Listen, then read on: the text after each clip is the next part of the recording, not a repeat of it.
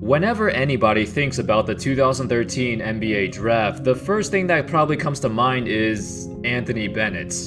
Arguably the biggest bust in NBA history. Well, that's not even arguable at this point. If you keep going down to the next few picks, it doesn't get much better. In the top 10, you saw guys like Cody Zeller, Alex Len, Ben McLemore, Kentavious Caldwell-Pope, and Nerlens Noel. They're okay, but nothing special, and their careers aren't going anywhere. There's also Otto Porter, the third overall pick, who's a good player, but definitely not worth his massive contract, although the Wizards had no choice. Victor Oladipo was also kind of a soft bust before he revived his career in Indiana. Basically, besides a couple of players, most of the top 10 are very underwhelming. But what the 2013 draft did have was a bunch of late first-round picks who became solid rotation players. How's it going, fellas? My name's Andy, and today we're going to take a look at the 2013 draft, which was mediocre near the top, but as you go down the list, there were a ton of draft steals. So let's talk about the lottery picks first. I mentioned most of them briefly, so let's go down to number 9. Trey Burke had a good run with the Knicks recently, but before that, he was struggling a lot.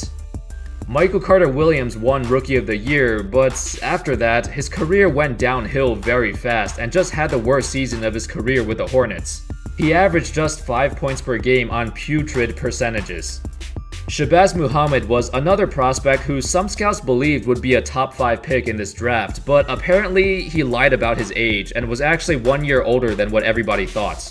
Plus, he had some attitude issues and he didn't do so well in his workouts, so that took a hit on his draft stock. But I mean, it's not like anyone cares that much anymore.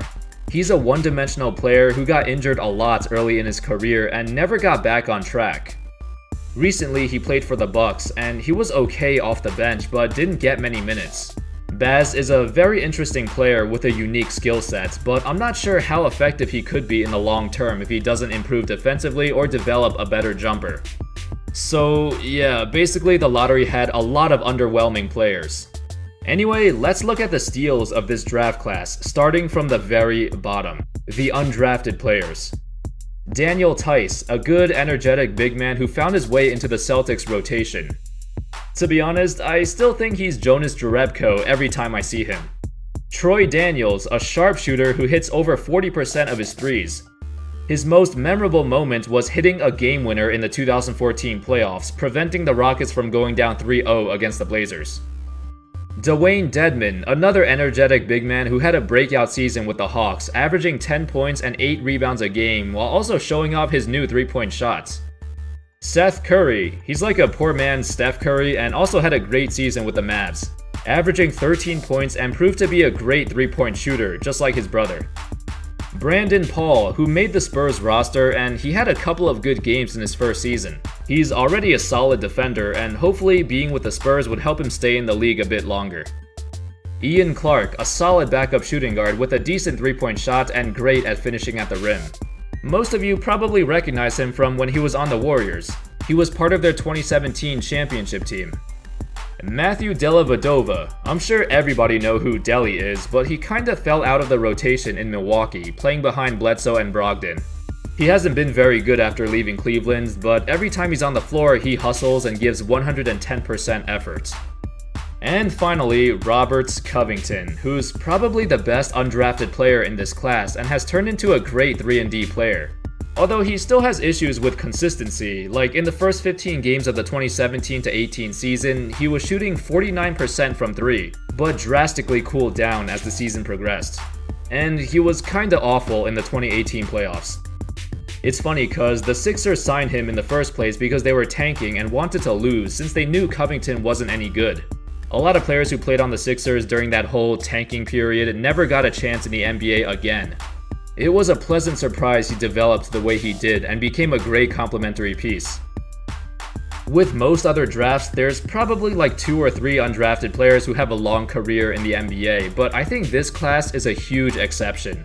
Obviously, it's still early and not all of them will stay in the league for a long time, but a lot of them will. It's very surprising there are this many undrafted players who got guaranteed contracts in the NBA.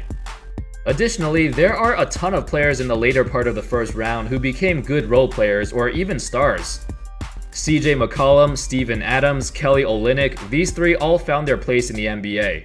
McCollum secured a $107 million contract, Adams got $100 million, and Olynyk got $50 million. Then we move down to the 15th pick. Right outside the lottery, that's Giannis Antetokounmpo. By far the best player in the draft, and already a top 10 player at the age of 23. Yeah, I got nothing more to say here. Moving down the list, we got Dennis Schroeder, Tony Snell, Gorgui Dieng, Mason Plumlee, Solomon Hill, Tim Hardaway Jr., Reggie Bullock, Andre Robertson, Rudy Gobert, Alan Crabb, Alex Abrines, Mike Muscala, and James Ennis. All these guys are legit starters or rotation players, and Gobert is a perennial Defensive Player of the Year candidate. Everyone has secured a hefty contract that'll keep them in the NBA for at least the next few years. Now, this draft class wasn't top-heavy, but it's insanely deep. I don't think you can find another draft with this many solid players deep into the first and second rounds. Combine that with all the other undrafted players I mentioned earlier, and you've got yourself a goldmine of draft steals. Unfortunately, this draft will always be known as the Anthony Bennett draft. No matter how deep it is or how talented some players are, when you see that the number 1 pick at 25 years old can't even get minutes in the G League, yeah, that's pretty rough. The thing is, he shouldn't have been drafted at number 1 to begin with. Most mock drafts had him going anywhere between 5 and 10. In fact, Nerlens Noel was originally the consensus number 1 pick, but a few months before the draft, he tore his ACL. Regardless, Noel was traded on draft night anyway. The Pelicans drafted him and traded him to the Sixers for Drew Holiday. And either way, it didn't make much of a difference. Alright, that sums up the video. The 2013 draft had a lot of good players that went undrafted or got picked later on.